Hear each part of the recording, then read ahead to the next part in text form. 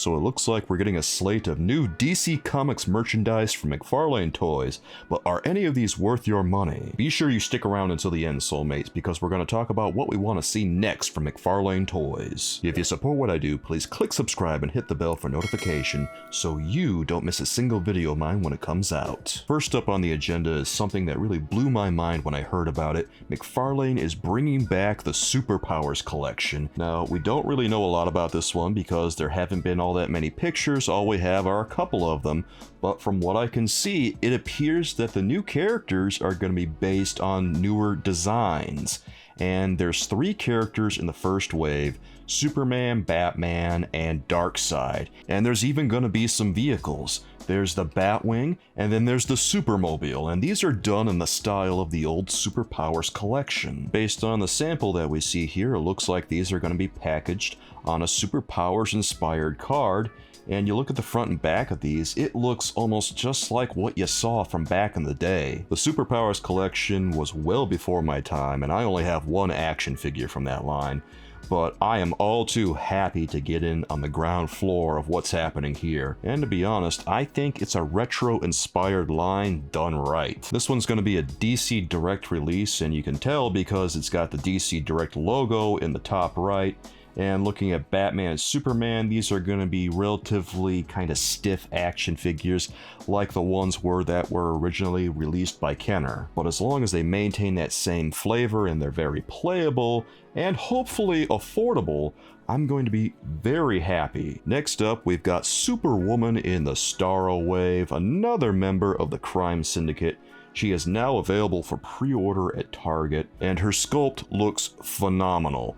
This looks exactly like Starwoman from the comics. It's a perfect translation of that character. I went looking at images of Superwoman to see if I could find any flaws, and I couldn't find any. So I gotta give it up for McFarlane here. This is a slam dunk action figure, and I'm even more excited than I already was to see the rest of the line. I know that Owlman is coming next. I know a lot of people really didn't like the look of Ultraman, but once I got him in hand, he looked so much better than he did in the pictures. I was really impressed, and I can't imagine how impressive this action figure is going to be if it's already impressive in the pictures. Oh, I just hope that she lives up to the feels that I'm having right now, because I'm so afraid that she's going to be stiff, that we're not going to be able to move her around all that much. Looking at this one, I don't see too much that should interfere with her articulation, other than the plastic piece that goes over her torso, which is just something that McFarlane does when he puts clothes on action figures. The only thing I really don't like about this one is that her right hand is kind of just open. It's not really doing anything, and it's another one of those McFarlane DC Multiverse hands that looks a little awkward when you see it. Maybe if you have it holding something it looks less awkward, but as it is, I'm not really feeling that. However, they have done something really cool with the packaging of Starro's piece. They show the underside of Starro, and it looks absolutely grotesque. It has all kinds of little suction cups all over it, and there's teeth in the middle of it, and oh, it's really gross, and it looks cool. Can't wait to finish building Starro so we can see how this thing looks when it's all together. Also, another thing I noticed is that they have another baby Starro piece that goes over the action figure's chest, just like Ultraman did. A lot of people don't realize this, but these pieces are designed to go over the chest. And last in our McFarlane Toys news for today, we have new Black Adam action figures. 2 of them featuring The Rock as Black Adam. These are really good movie sculpts. These are the best movie sculpts I think McFarlane has ever done, although he has done some pretty good ones in the past. The Joker featuring Cesar Romero was a pretty good head sculpt. Henry Cavill, I thought that was a pretty good head sculpt on Superman. And honestly, The Flash and Wonder Woman 1984 didn't have bad head sculpts either.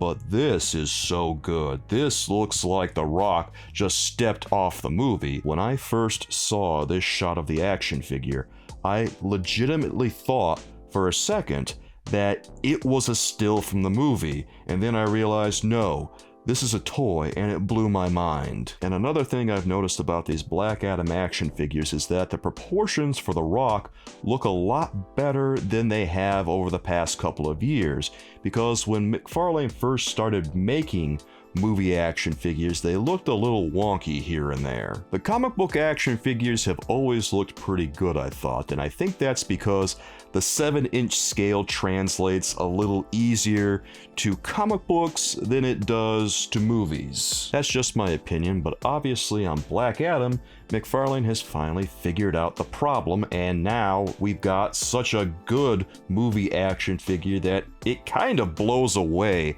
everything Marvel Legends has ever done. What's really crazy is that some people who got to see the Black Adam movie early were gifted some McFarlane DC Multiverse Black Adam action figures, and the one without the hood, at least, has golden gauntlets and boots and a golden belt. So it looks a little different from what I imagine is this prototype pictured in the image here. I initially thought that Black Adam was borrowing some special effects, these lightning bolt effects, from the Injustice 2 Flash that McFarlane released a while back, but it looks like these belong to him. These look new to me, unless I can't place where they came from, but regardless, they look good on him. I can't really say enough nice things about this action figure. It looks that good to me. The only thing I'm concerned about is whether or not the Black Adam movie is good, because if it isn't good, it's gonna cool down my desire for these action figures. There's a bunch of other Black Adam action figures coming very soon. No idea what they look like yet,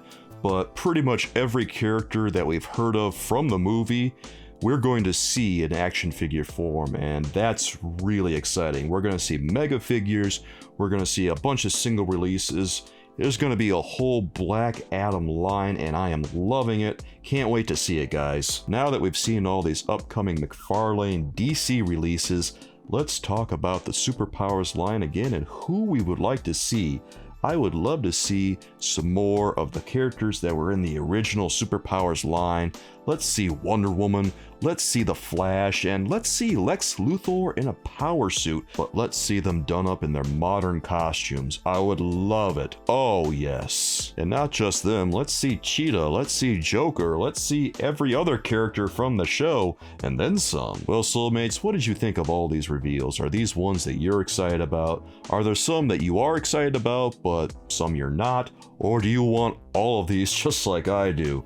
Guys, I have not been this excited about DC merchandise in the longest time. However you feel about these, let me know in the comments, guys. I would love to hear from you. If you want to learn more about the last set of McFarlane DC reveals, you can check out my Page Punchers video here.